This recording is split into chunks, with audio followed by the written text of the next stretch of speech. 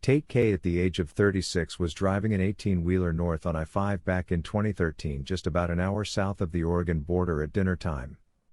He stopped off the side of the road in an area where there is nothing but forest. Officially named the Shasta Trinity National Forest. He finished eating a sandwich he'd brought with him and poured himself another cup of coffee when he felt the call of nature. By himself, the decision was to just slip into the forest a ways and relieve himself, and then he would be on his way. He came out of the driver's side door of the big semi and dropped the 3 feet to the ground. Then he walked around the front of the truck and crossed over the fence that runs along the highway, into the waiting forest. Immediately the amount of light was cut to about a third of what was remaining for the day. He passed by a couple of big trees and then found his spot. Blocked from view by anyone at the road, like anybody would ever have come, but he was just one of those people to take no chances. So he settled down to do his business and was immediately put on guard because of an odor that had arrived that was extremely swampy, almost sour. Then he heard branches breaking. Big branches. Frightened by the powerful sound of the big branches breaking, Tate moved in a direction away from the sound. Unfortunately, this took him deeper into the woods, which he knew was a bad idea, but at the same time going the other direction meant running into whatever was breaking those big branches.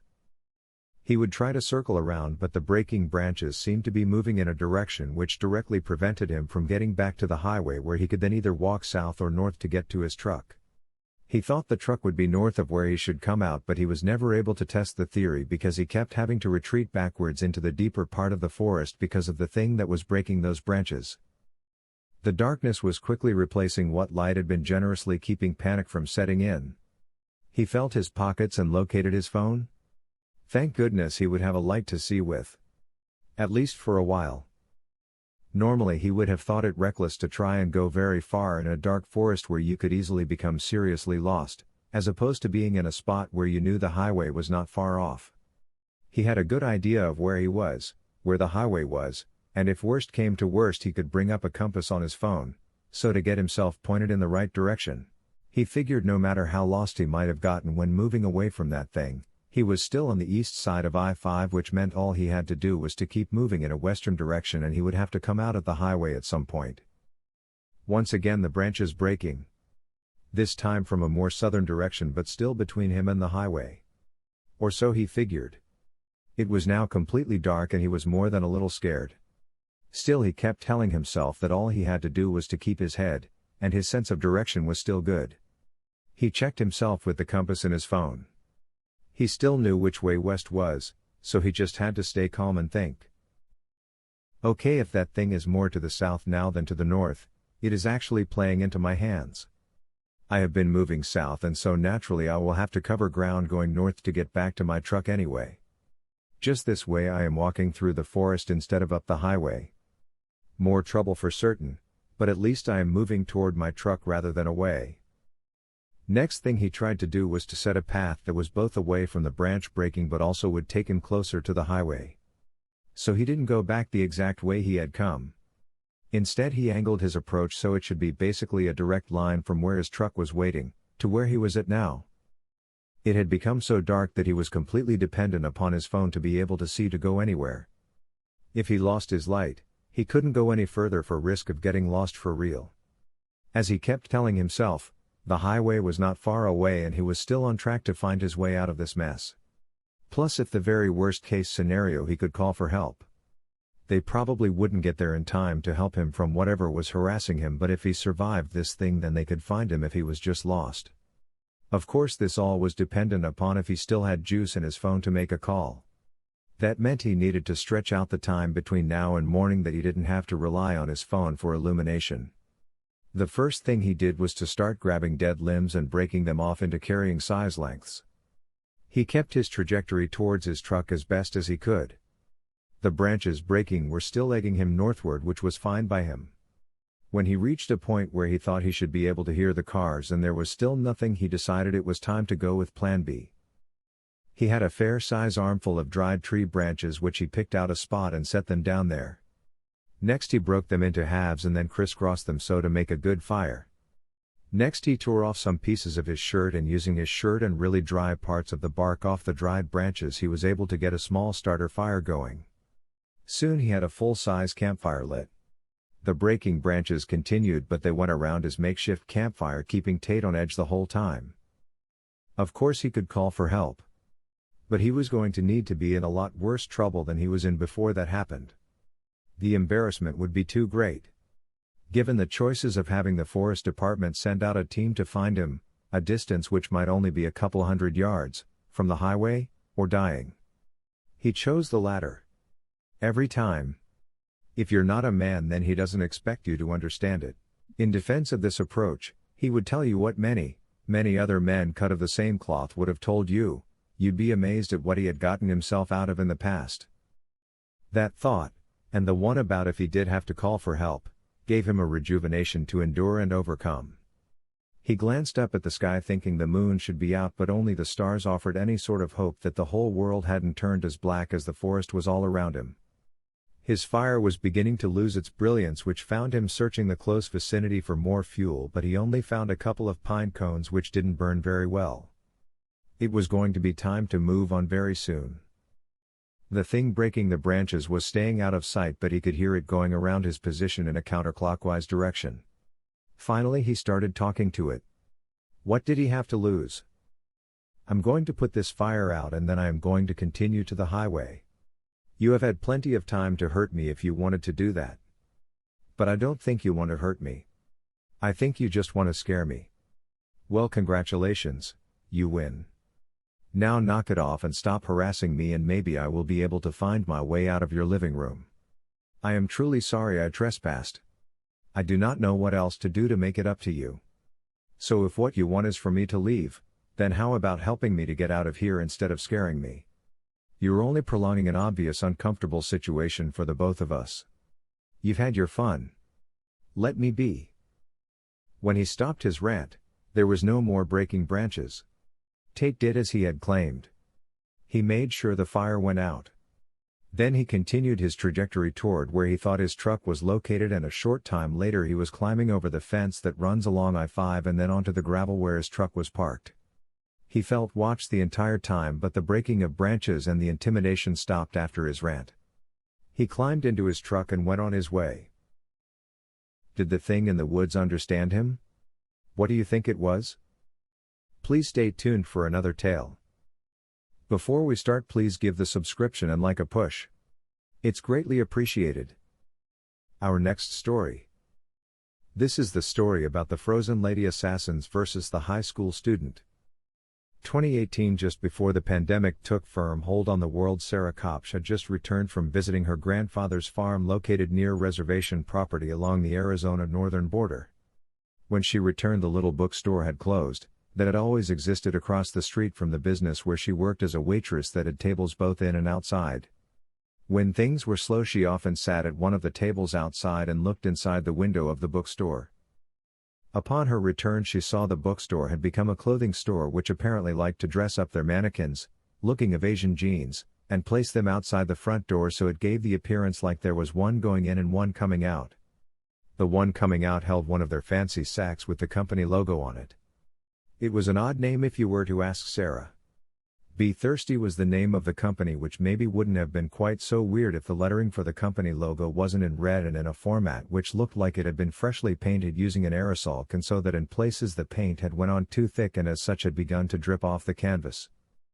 The store didn't feature goth clothing or anything like that, which made the store logo all that much more of a curiosity.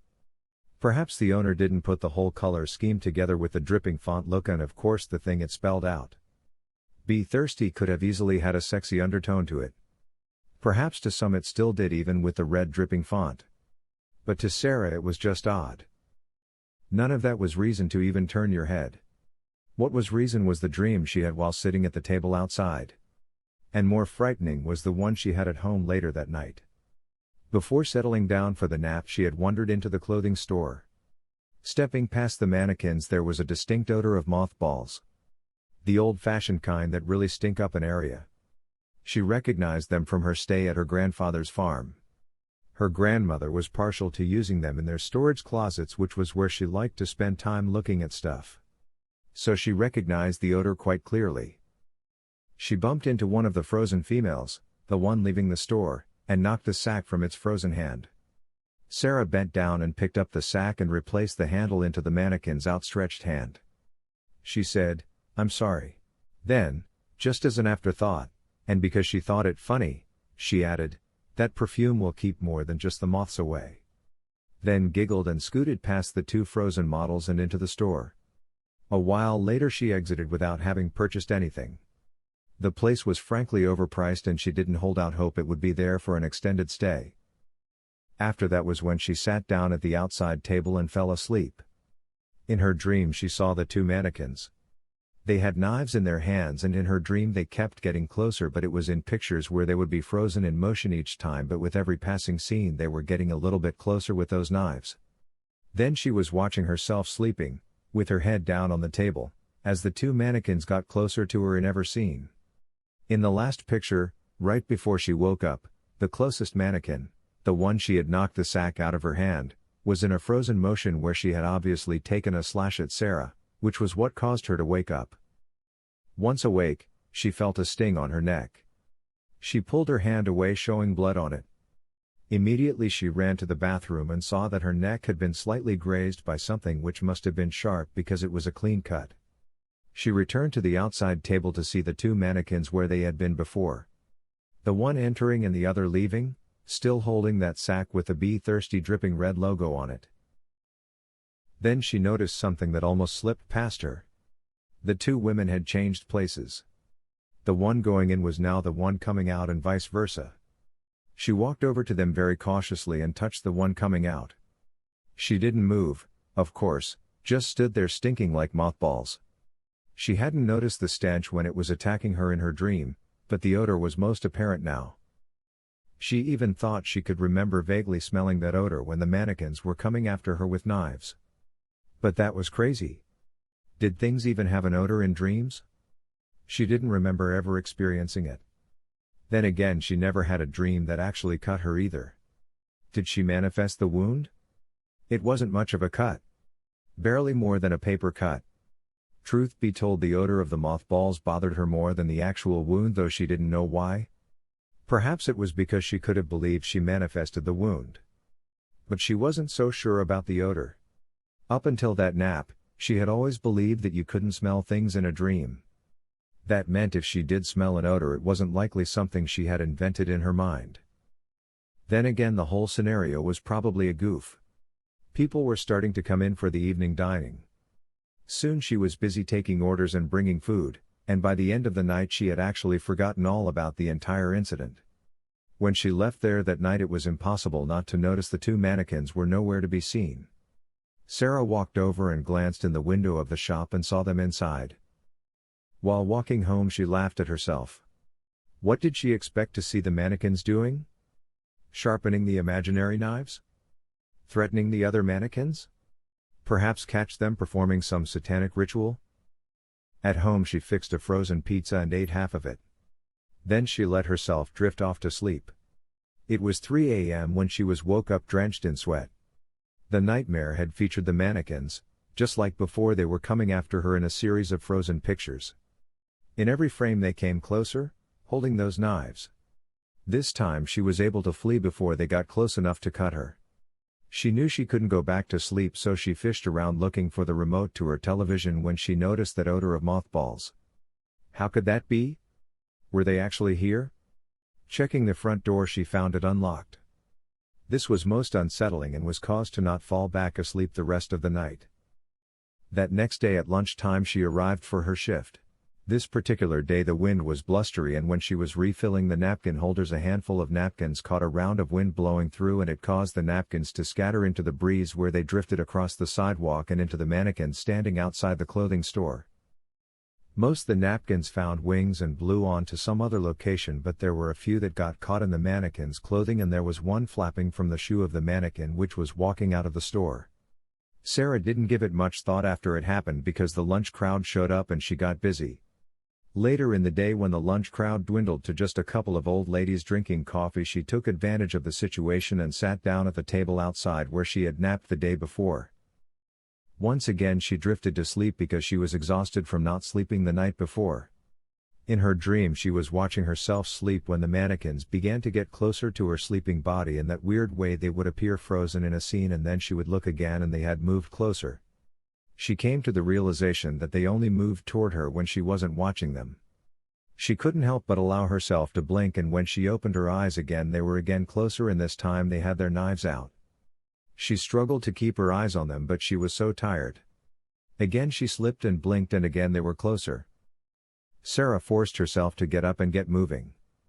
She walked into the building and looked out the window. The mannequins were back where they had started. A dizziness came over her that nearly took her off her feet.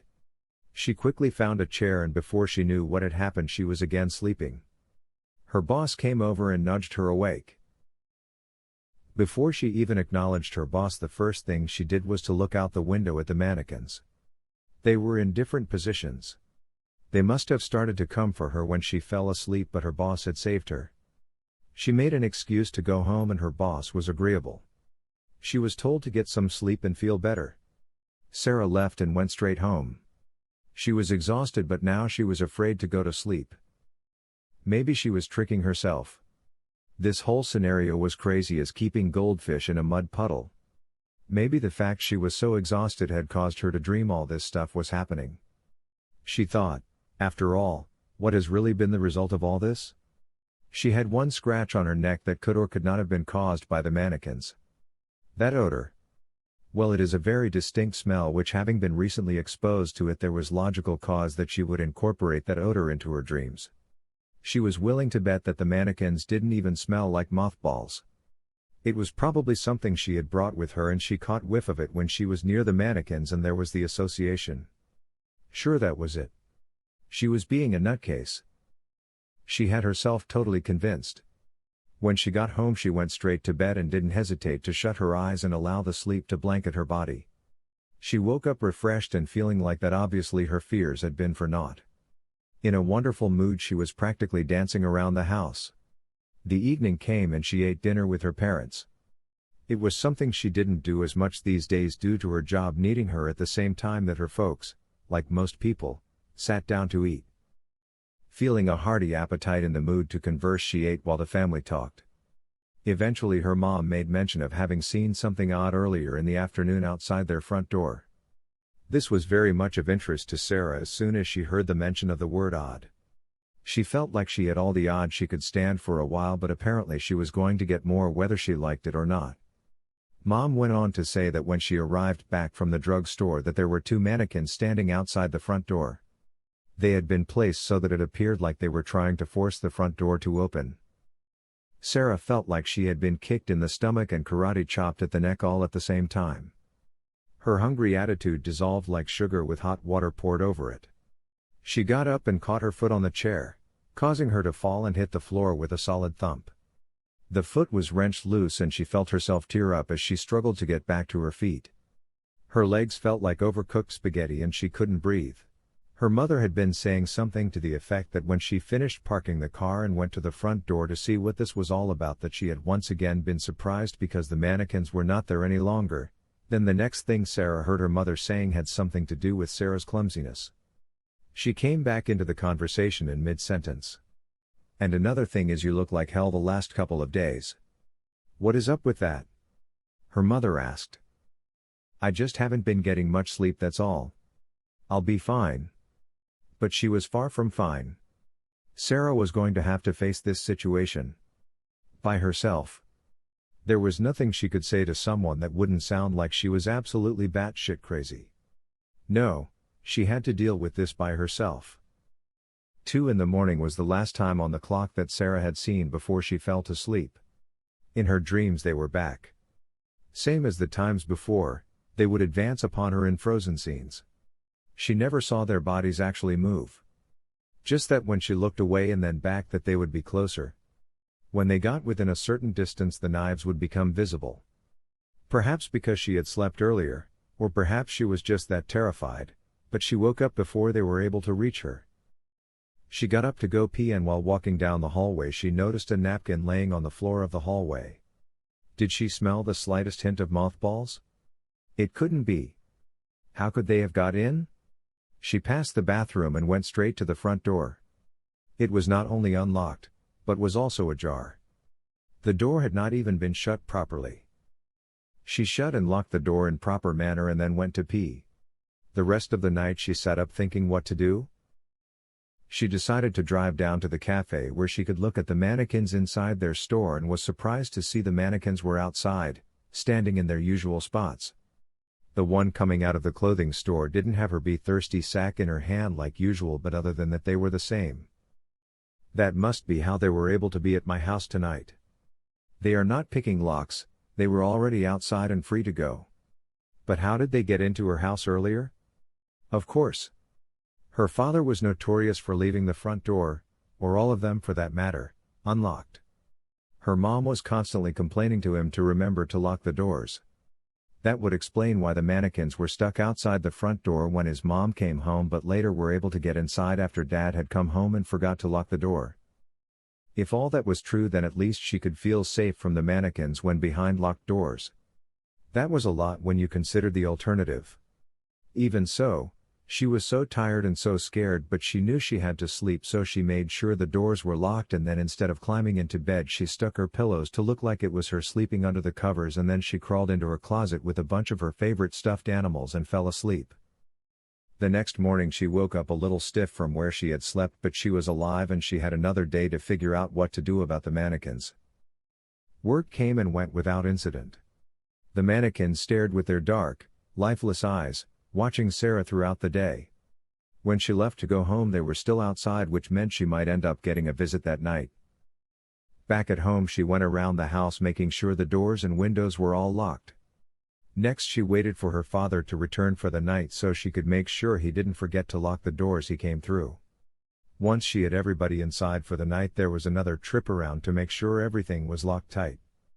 That accomplished, Sarah was finally able to allow herself to relax a little bit. This was becoming ridiculous. She had to figure out something long-term. Nobody could live on such short amount of sleep. When she was awake she felt like a walking zombie. At work, she chose a table inside this time for taking a nap. She slept without dreaming of the mannequins for the first time since first laying eyes on the things. She went home that night after work with an expectation of not having any more worries about the frozen women. She woke up disappointed and bleeding. In her dream they came after her still in that one frozen scene at a time approached that this time was more like they were there, but there was a strobe light and she was only able to see their movements whenever the lights were on. She thought it was more like because her eyes were closed that they were able to move as freely as they wanted, and this was perhaps their fastest pace. It was fast enough to allow them to get close enough so they could reach her with one of those knives. She saw them coming in the dream but was too slow reacting and it got her cut. The wound was not deep, so she treated it as best as she knew how. It was across her wrist on the right hand. A defensive wound for certain. She tried to get some sleep but couldn't bring herself to allow it. Instead she drove down to the cafe and saw the two mannequins outside the shop like they should be. Sarah walked over and tried to talk to them. She looked into the dark eyes on their pretty Asian faces and began to speak. "I don't know why you have chosen me. It surely cannot be just because I bumped into you. I said I was sorry. And I am apologizing now for the remark about the mothballs. That was uncalled for. Though in my defense I didn't realize I was offending anyone. It's just that I recently had a lot of exposure to the same scent and it really was more of a statement towards my existence than about something I didn't know existed. So I am truly sorry. Please, let it go. I'm not a bad person. I'm not rich, or pretty, or smart. There are a lot of people out there much more deserving of your attention than me." She got back in her car and drove home. Sarah figured out the reason she slept so well earlier that day was because she had went to sleep in a place where there was someone watching over her. Yes, it was her boss, probably looking on all pissed off she wasn't working, which would have resulted in a close scrutiny. So she figured the mannequins would not attempt to come after her if her sleeping body was being watched. Back at home she made sure the doors were locked and then allowed herself to get a few hours sleep before having to get up and do it all again. Sarah set up a camera surveillance on the front and garage door entry locations, which was set to get footage anytime the motion detectors went off. There was one photo that showed the two plastic models and it looks like they are pulling on the front door trying to get inside. Obviously, her pleas to the entity that was behind her persecution didn't care about apologies, and perhaps it had chosen her for no reason other than because she was the one available and vulnerable at that moment in time. A month passed, and according to the surveillance cameras, the mannequins came every night trying to gain entry. Sometimes they would have the knives in their hands and sometimes they did not. She had seen them both ways and knew that they could produce the knives at any moment and that they were quick to use them if given opportunity. Sarah had not been cut again in the month that passed, but her anxiety was as high as ever, and who could blame her? Having something be so regular about wanting to hurt you is hard on the nerves. It wears on a person.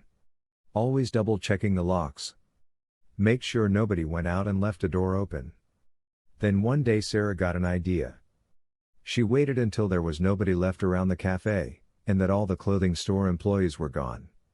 Then, just in case there were security cameras on the mannequins, she wore a plastic bag over her head. She walked over to the mannequins, produced a saw, and proceeded to tell the statues that if they valued their feet that she had better never see them anywhere near her again. And then she cut their hands off. She took them home and smashed them in a trash compactor. Sarah went to sleep that night and had no visits in her dreams. She continued to work at the cafe and napped where she pleased. Across from the cafe, two handless women crossed paths as one was coming, and one was going. Thanks for listening. Please visit the channel for more stories.